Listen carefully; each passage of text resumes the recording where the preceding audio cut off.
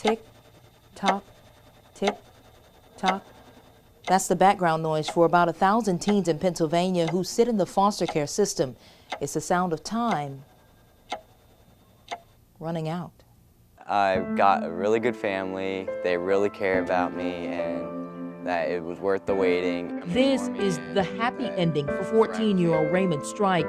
But let's rewind this story back 2 years when Ray, like hundreds of others, was sitting in the foster care system, waiting and worried about aging out alone. Well, I was always thinking that I would get kicked out of the house or something, or I was scared. That is, until he met Tammy Harmon and her life partner Nicole Strike, who adopted him, giving Ray a permanent home and a place in their family photo album. I just feel there's never a time when you say this child should not be adopted, whether they're a month old or whether they're 18 years old. There's never a time when you should give up on that child. But each year in Pennsylvania, about 1,000 children will not have that chance. According to the state, on any given day, there are about 20,000 children in the foster care system.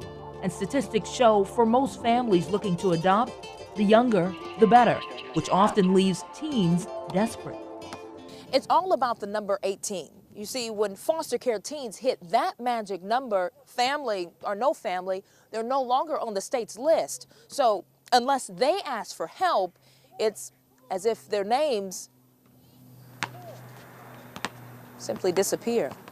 Nationwide, 33% of the country's homeless population are foster children who've aged out, and statistics show 1/4 of them will go to prison. Well, it certainly is a problem. Martha Jones, who has studied and lobbied for adoption, told me the state has done a lot to help, but right now she feels there's a lack of urgency. We were very active in the early 90s, especially with this sense of urgency, with this idea of permanency planning for children. And it's something that I think if you can't have that for yourself, then you shouldn't be in the business. Jones says finding permanent families help prevent kids from aging out. But she says there are some issues that add to the problem. Among them, prolonged court reviews that can keep children in limbo for years. Also, a lack of medical and financial assistance to those who choose to adopt their foster child. Then she claims because the child welfare system addresses safety issues first, that can result in some kids being pushed to a lower priority when it comes to adoption. Stacey Witalik, a spokesperson for the state. No, I would not agree with. Safety, she is absolutely correct. Safety, health, and well-being is always at the top of our list. That being said, that does not prioritize where a child falls within the adoption system. Witalik says as far as the court reviews go, she admits they can be long, but says it's about making sure they are ultimately acting in the child's best interest. And about the medical and financial assistance for adoptive parents, she says there's already a program covering that. But with 996 teens aging out of the system last year, is the state really doing enough?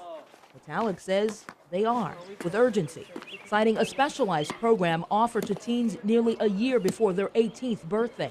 They're going to give you educational support. They're going to give you family support. They're going to give you life skills training, how to get an apartment, how to get a job. Martha Jones says she knows the state is trying, but change has to come soon because time is ticking down. Over the past 2.5 years, Raymond Strike has filled his photo album with cherished family memories.